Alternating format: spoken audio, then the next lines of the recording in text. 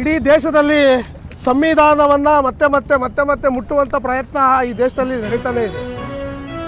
ಪ್ರತಿ ಬಾರಿಯೂ ಸಂವಿಧಾನದ ಪರವಾಗಿ ಅಥವಾ ಸಂವಿಧಾನದ ಜೊತೆಯಲ್ಲಿ ಯಾರ್ಯಾರು ಇದ್ದಾರೆ ಅಂತ ನಮ್ಮನ್ನು ಕ್ರಾಸ್ ಚೆಕ್ ಮಾಡುವಂಥ ಒಂದು ಹುನ್ನಾರ ಇಡೀ ರಾಷ್ಟ್ರದಲ್ಲಿ ನಡೀತಾ ಇದೆ. ಅದಕ್ಕೆ ಹಲವಾರು ನಿದರ್ಶನಗಳು ನಾವು ನೋಡಿದ್ದೀವಿ. ಸಂವಿಧಾನವನ್ನು ಹರಿದಾಕುವ ಪ್ರಯತ್ನವನ್ನು ಮಾಡ್ತಾರೆ, ಸುಟ್ಟಾಕುವ ಪ್ರಯತ್ನವನ್ನು ಮಾಡ್ತಾರೆ, ಸಂವಿಧಾನವನ್ನು ಬದಲಾವಣೆ ಮಾಡ್ತೀವಿ ಅನ್ನೋ ಪ್ರಯತ್ನವನ್ನು ಮಾಡ್ತಾರೆ. ಅದರ ಮುಂದುವರೆದ ಭಾಗ ಇವತ್ತು ಏನು ನಮ್ಮ ಗವಾಯಿಯವರು ಉನ್ನತ ಸ್ಥಾನದಲ್ಲಿ ಇವತ್ತು ದಲಿತರು, ಶೋಷಿತರು ಅಥವಾ ಇನ್ಯಾವುದೋ ವರ್ಗದವರು ಮೇಲೆ ಕುತ್ಕೊಂಡಾಗ ಅವರಿಗೆ ಸಹಿಸೋಕ್ಕೆ ಆಗ್ತಾ ಇಲ್ಲ. ಯಾಕಂದರೆ ಎಲ್ಲ ಸ್ಥಾನಮಾನಗಳು ಕೇವಲ ದಾರಗಳಿಗೆ ಮಾತ್ರ ಸೀಮಿತ ಆಗಬೇಕು ಅನ್ನೋದು ಅವ್ರದ್ದೆಲ್ಲರ ಒಂದು ಮಾನಸಿಕತೆ. ಹಾಗಾಗಿ ಇಂಥ ಅಯೋಗ್ಯ ಮುಟ್ಟಾಳ ಅಂತಂದ್ರೂ ಅವನ್ನ ತಪ್ಪಾಗಲಾರ್ದು. ಯಾಕಂದರೆ ಒಬ್ಬ ನ್ಯಾಯವಾದಿ ಅಂತ ಹೇಳಿ ಅವನಿಗೆ ಒಂದು ಸರ್ಟಿಫಿಕೇಟ್ ಕೊಟ್ಟಿದ್ದಾರಲ್ಲ, ಮೊದಲು ಆ ಸರ್ಟಿಫಿಕೇಟ್ ಅವನ ನ್ಯಾಯವಾದಿ ಎಂಬ ಸರ್ಟಿಫಿಕೇಟ್ನ ವಜಾ ಮಾಡಬೇಕು. ಅವನೊಬ್ಬ ಸಾಧಾರಣ ವ್ಯಕ್ತಿ ಆಗಬೇಕು ಈ ದೇಶದಲ್ಲಿ. ಅದಾದಮೇಲೆ ಅವನಿಗೆ ಮೊನ್ನೆ ಬಂಧನ ಮಾಡಿದ್ರು, ಏನೋ ಬಿಡುಗಡೆ ಮಾಡಿದ್ದಾರೆ ಅಂತ ಸುದ್ದಿ ಆಡ್ತಾ ಇದೆ. ಅವನಿಗೆ ನಾವು ಹೇಳೋದೇನೆಂದರೆ, ಇಲ್ಲಿಂದ ಅವನ್ನ ಬಿಡುಗಡೆ ಬಂಧನ ಮಾಡೋದು ಅಷ್ಟೇ ಅಲ್ಲ, ಅವನ್ನ ಗಲ್ಲಿಗೇರಿಸಬೇಕು, ಸಾರ್ವಜನಿಕವಾಗಿ ಅವನ್ನ ಗಲ್ಲಿಗೇರಿಸಬೇಕು ಅನ್ನೋದು ನಮ್ಮೆಲ್ಲರ ಆಗ್ರಹ.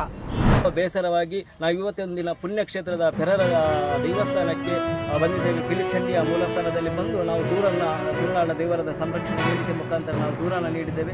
ಆ ದೂರಿನ ಮುಖಾಂತರ ದೈವದ ಒಂದು ಒಳ್ಳೆಯ ರೀತಿ ನಿರ್ಧಾರ ಬಂತು. ಯಾರೆಲ್ಲ ಈ ನಮ್ಮ ತುಳುನಾಡಿನ ದೈವಕ್ಕೆ ಅಪಮಾನ ಅಪಹಾಸ ಮಾಡ್ತಾರೋ ಅವರನ್ನು ಮುಚ್ಚಿ ಕಟ್ಟಿಸ್ತೇನೆ, ಅವರನ್ನು ಯಾರೆಲ್ಲ ದೈವದ ಹೆಸರಲ್ಲಿ ದುಡ್ಡು ಮಾಡ್ತಾರೋ ಅವರನ್ನು ಆ ದುಡ್ಡನ್ನು ನಾನು ಹಾಸ್ಪಿಟಲ್ಗೆ ಹಾಕಿಸ್ತೇನೆ ಅಂತ ಹೇಳಿ ದೈವ ನುಡಿಕೊಟ್ಟಿತು.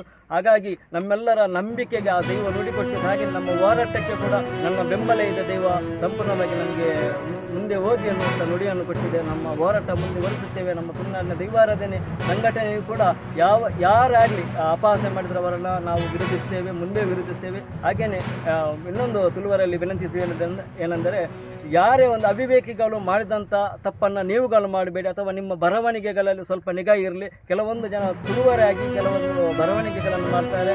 ಹಾಗಾಗಿ ಇಂಥ ಬರವಣಿಗೆಗಳನ್ನು ಬದಿಗಿಟ್ಟು ನಮ್ಮ ತುಳುನಾಡಿನ ದೈವಾರಾಧನೆ ಉಳಿವಿಗಾಗಿ ನೀವೆಲ್ಲರೂ ಕೈ ಜೋಡಿಸಬೇಕು. ಹಾಗಾಗಿ ಈ ನಿಟ್ಟಿನಲ್ಲಿ ಹೇಳುವುದೇನೆಂದರೆ, ನಮ್ಮ ಆರಾಧನೆ ಪದ್ಧತಿ ಸಾವಿರಾರು ವರ್ಷಗಳಿಂದ ನಡೆದುಕೊಂಡು ಬಂದಂತಹ ಹಿರಿಯರು ಕೊಟ್ಟಂಥ ಮಾರ್ಗದರ್ಶನದ ದೈವಾರಾಧನೆ ಮುಂದೆ ಕೂಡ ತುಳುನಾಡಿನಲ್ಲಿ ಶ್ರದ್ಧೆ ಭಕ್ತಿಯಾಗಿರಬೇಕಂತ ನಮ್ಮೆಲ್ಲರ ಕೋರಿಕೆ. ಆ ಕೋರಿಕೆಗೆ ನೀವೆಲ್ಲರೂ ಸಹಕರಿಸಬೇಕಾಗಿ ತಮ್ಮಲ್ಲಿ ವಿನಂತಿಸಿಕೊಳ್ತಾ ಇದ್ದೇನೆ.